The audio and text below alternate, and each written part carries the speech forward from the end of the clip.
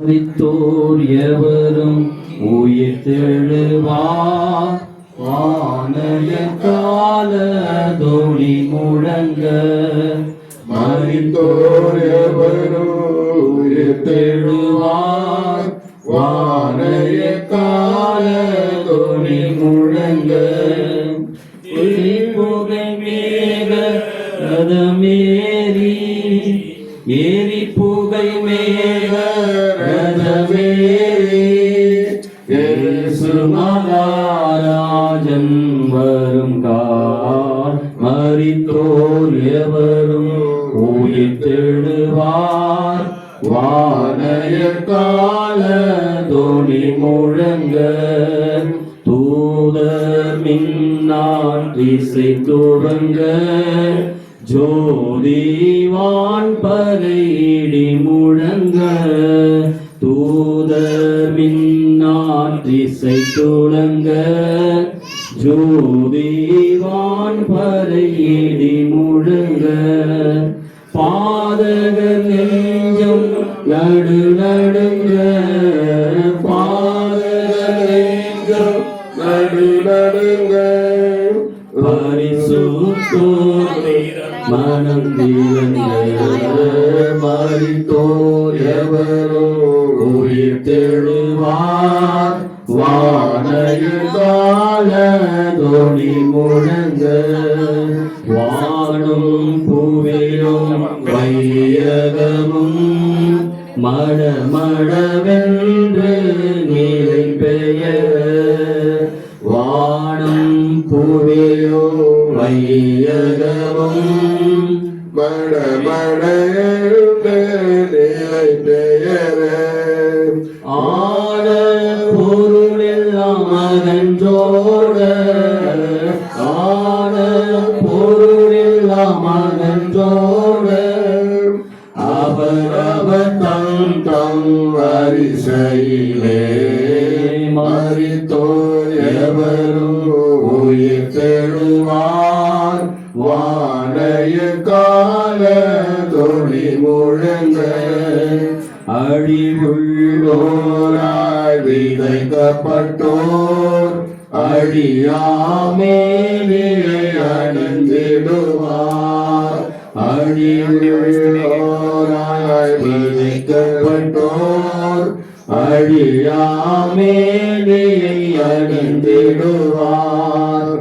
எளிய ரூபமாய் விதைக்கப்பட்டோர், எளிய ரூபமாய் விதைக்கப்பட்டோர், என்றும் வாழும் ஜோதிகளாய். மரித்தோர் எவரோ உயிர் தெழுவார், வானய கால தொனி முழங்க.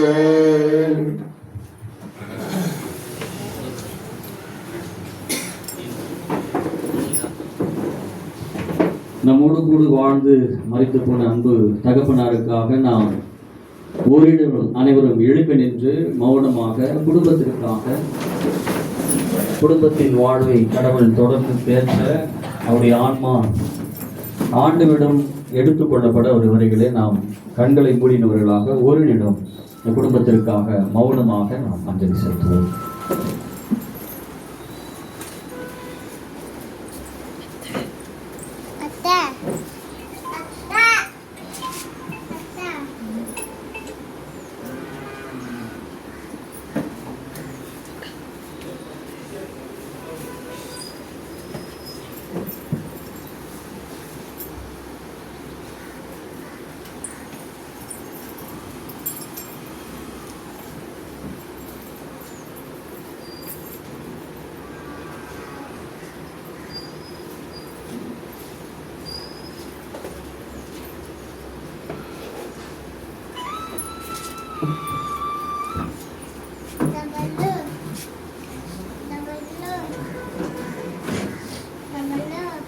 திரு ஜார்ஜ் ஐயா அவர்கள் வந்து குடும்பத்தின் பிள்ளைகளுக்காக ஜெபிக்கும்படி நம்புகிறேன்.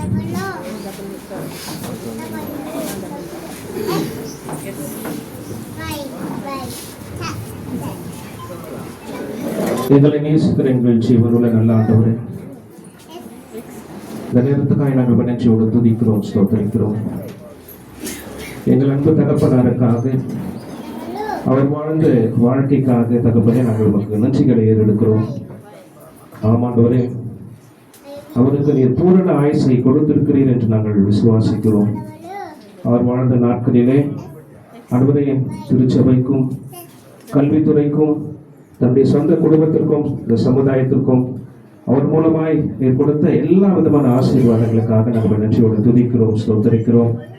ஒருவேளை அவர் எங்களிடத்தில் இப்பொழுது இல்லாதது ஒரு வருத்தத்தை அவரை வேதனையை ஏற்படுத்துகிற சூழலாக இருந்தாலும் இந்த தகப்பனே நீர் அவர் கொடுத்த வாழ்க்கைக்காக, அவர் கொடுத்த எல்லா விதமான நன்மைகளுக்காக, ஆசீர்வாதங்களுக்காக நாங்கள் நன்றியோடு துதிக்கிறோம், ஸ்தோத்திரிக்கிறோம்.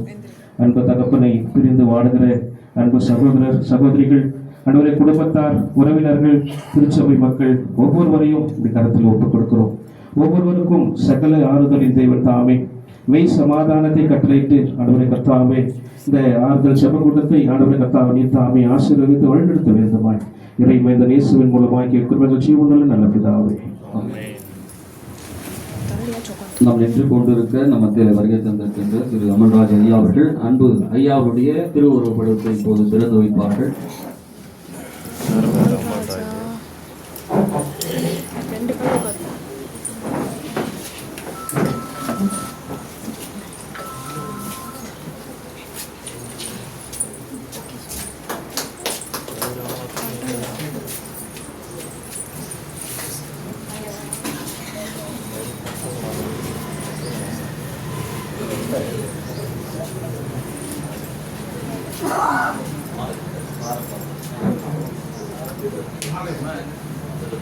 மாமா மாமா வாங்க.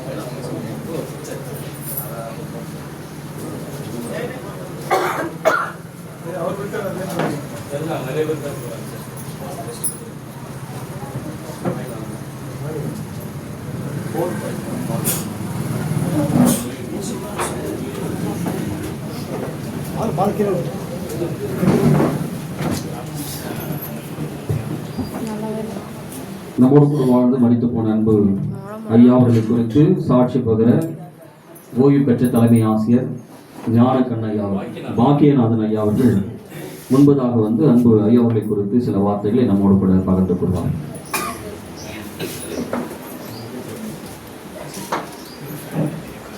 ஆசிரியரை பற்றி ரொம்ப நேரம் பேச மாட்டேன், சுருக்கமாக பேசுகிறேன்.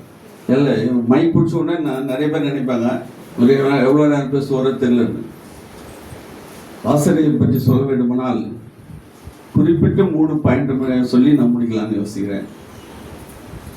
சங்கீதத்தில் நாம் வாசிக்கிறது போல வெகுவாய் தண்டித்தும் சாவுக்கு ஒப்பு கொடுக்கவில்லை, 117 நினைக்கிறேன்.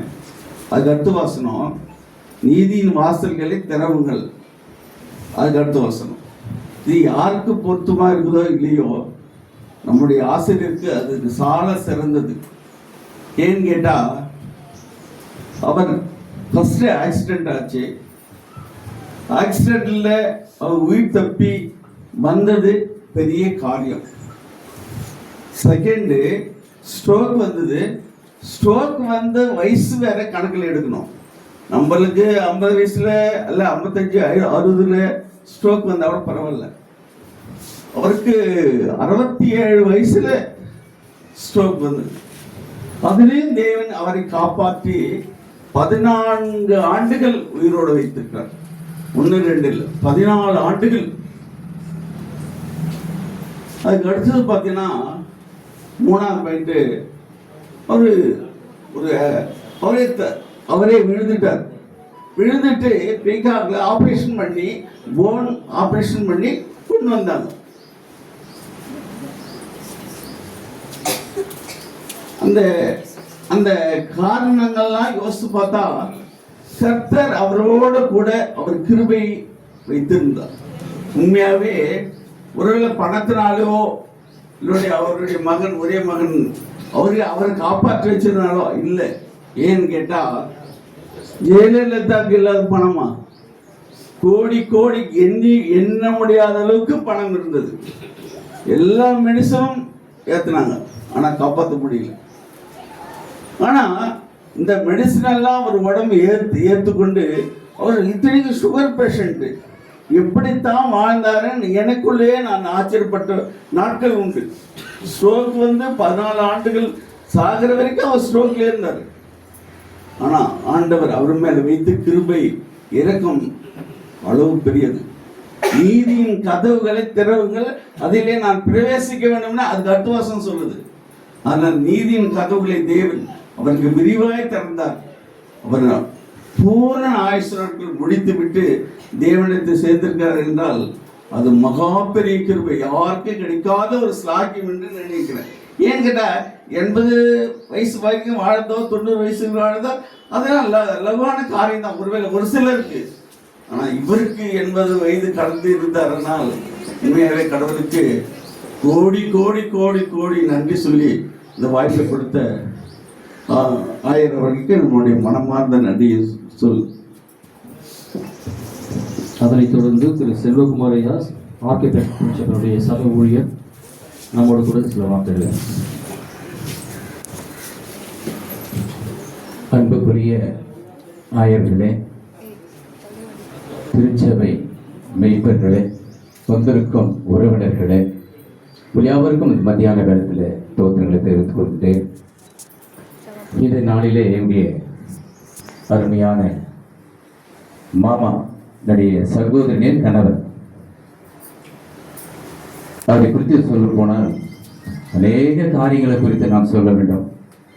ஏன்னு சொன்னால் இந்த உலகத்தில் அவர் பிறந்து 4 பேர்களிலே இளையவராக அவர் இந்த உலகத்தில் கடவுளால் வழி நடத்தப்பட்டு 3 சகோதரர்கள் இறந்து விட்டார்கள்.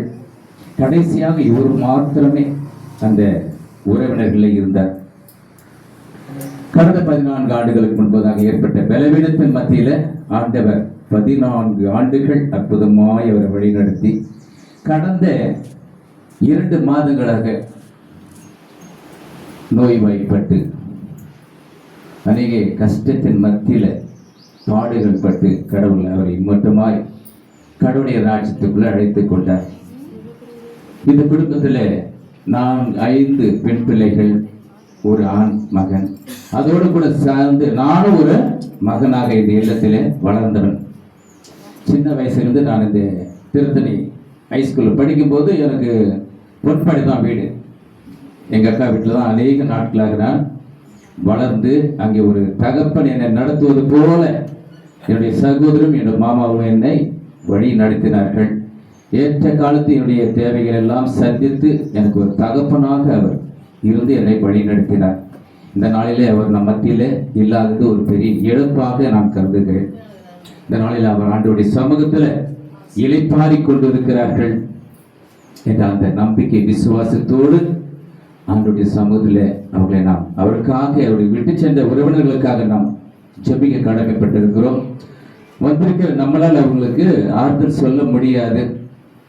அவர்களை ஆறுதல் படுத்துகிறவர் கடவுள் ஒருவர் மாத்திரமே. அவர் தான் இந்த பிள்ளைகளுக்கு ஆறுதலாக, குடும்பத்திற்கு தலைவராக, தகப்பனாக இந்த பிள்ளைகளை வழிநடத்தும்படியாக ஆண்டவருடைய கரங்களுக்கு நாம் ஒப்பு கொடுத்து ஜெபிப்போம். வாய்ப்பு கொடுத்தவர்களுக்கு நன்றி செலுத்துகிறேன். அதனைத் தொடர்ந்து தலைமை ஆசிரியர் எம்ஆர்எஃப் கம்பெனியினுடைய அசிஸ்டன்ட் மேனேஜர் மரிய சுசேசார் அவர்கள் ஒரு சில வார்த்தைகளை சொல்லி அவர் கடவுள். ஆண்டவருடைய நாமத்தில் உங்கள் அனைவருக்கும் மதிய வணக்கம். அபிரகாம் சார் அவர்கள் எனக்கு கடந்த ஒரு 6-7 வருடங்களாக தெரியும். ஒவ்வொரு முறையும் நான் அவருக்கு ஃபோன் செய்யும்போதும் அவர் தகப்பனார் எப்படி இருந்தார் என்று விசாரிப்பது உண்டு. அந்த அளவுக்கு அவர் தகப்பனார் மீது அன்பை வைத்து அவருக்காக அவர் செய்த பணிவிடைகளை சொல்லும்போது ஒவ்வொருத்தரையும் அவ்வளோ ஒரு இதுவாக இருக்கும். அவருடைய இழப்பு என்பது தவிர்க்க முடியாத ஒன்று. அதுவும் ஒரு ஆண்டவருடைய அழைப்பு என்பதை ஏற்றுக்கொள்ள வேண்டும். ஸோ அவருடைய ஆன்ம இழைப்பாட்டிற்காகவும் குடும்பத்தில் அனைவருடையவர்களுக்காகவும் நான் என்னுடைய தினசரி ஜபத்தில் கண்டிப்பாக பிரார்த்தனை செய்து கொள்கிறேன். அனைவருக்கும் நன்றி, வணக்கம். பாஸ் தலைமை ஆசிரியர் ஐயா அவர்கள் இப்போது வந்து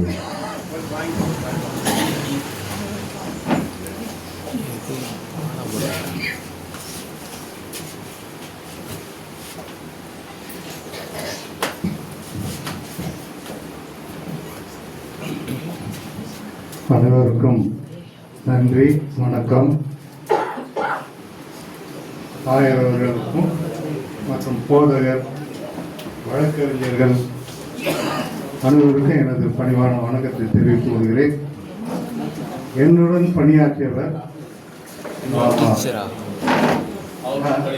அவருடன் அவர் வேற இருந்தாலும் ஒரே நேரத்தில் நாங்கள் பணியாற்றினோம். நாங்கள் பொன்பாடியில் 9 வருடங்கள் ஆசிரியராக பணியாற்றினேன். நல்லாட்டூர் குருசேகரத்தில் செக்ரட்டரியாக பணியாற்றினேன். அந்த நேரத்தில் நான் அவருடைய உண்மையில மாமா அவர்கள் நேர்மையானவர், யாருக்கும் பயிட மாட்டார். அவர் நினைத்ததே, அது தலைமை ஆசிரியராக இருந்தாலும் சரி, நிர்வாகியாக இருந்தாலும் சரி, எல்லாரையும் அவரு எதிர்த்து அவர் கேட்க வேண்டியதை கேட்டுருவார். அதுபோல நான் அவருடைய பிள்ளைகளை வளர்த்த விதத்தை நான் அவருடைய இல்லத்தில் நான் போய் பார்த்துருக்கிறேன். நோட்புக்கில் போட்டிருப்பேன். அந்த ரூபாயை வச்சுட்டு யாரு அவருக்கு 3 பிள்ளைகள் இல்லையா, 4 பிள்ளைகள், யாரு எதுக்கு எடுத்துன்னு போகிறாங்கன்னு எழுதிட்டு எவ்வளோ எடுத்துன்னு போகிறாங்கன்னு கணக்கு போட்டு அதை எழுதிக்கணும். இல்லை மதுமாரி வச்சுக்கிறேன்னா இஷ்டமாக செலவு பண்ணக்கூடாது பிள்ளைங்க. இப்படி தன்னுடைய பிள்ளைகளை வளர்ப்பதில் மிக அக்கறையோடு இருந்தால். அதனால தான் ஒருத்தர் வழக்கறிஞர், 2 பேர் 3 பேர் வழக்கறிஞர் வருவதற்கு அவர் செய்த பணிகள் நான் நிறைய பேருக்கு சொல்லுவேன்.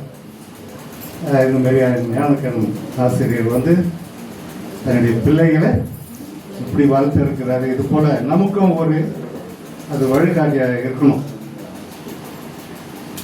அவர் இந்த விபத்து ஏற்படுகின்ற போது நான் தான் சொல்லிட்டு போகிறேன், மாமா ஈவினிங் நேரத்தில் தான் அந்த விபத்து ஏற்பட்டது, போவாதீங்க,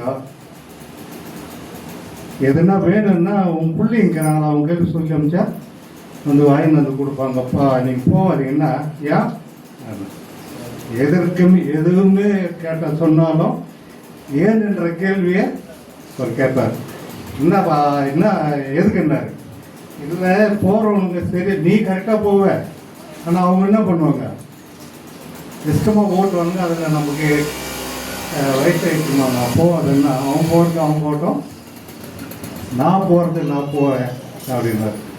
நீ திருதே போல திறந்து மாட்ட போடுது மாமா அப்படின்னு வேலையை பார்த்துட்டு நீ போனாரு.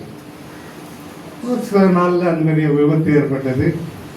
இருந்தாலும் அவருடைய ரிட்டையர் ஆன பிறகு பைபிள் பையனுக்கு மாட்டிக்கின்னு வருவார். எங்கள் மாமா போகிறேன், எதனா ஒரு சர்ச்சில் போய் நான் மெசேஜ் கொடுக்க போகிறேன். வேலைஞ்சேரியில் சில காலம் ஊழியராக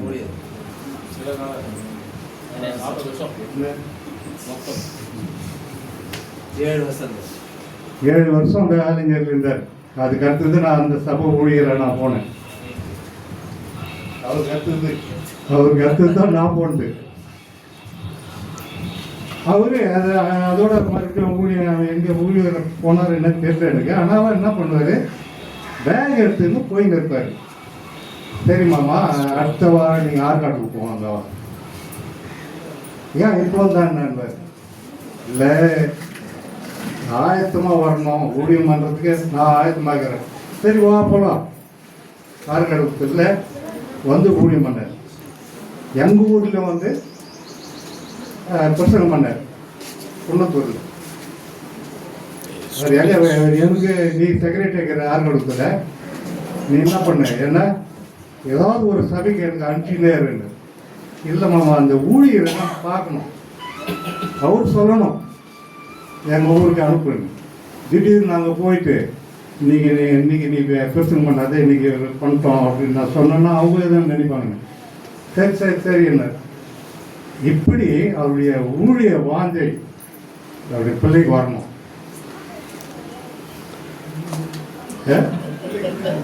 வரணுன்ற வரல, ஏதாவது ஒரு ஊர்ல போய் பிரசங்கம் பண்ணணும்.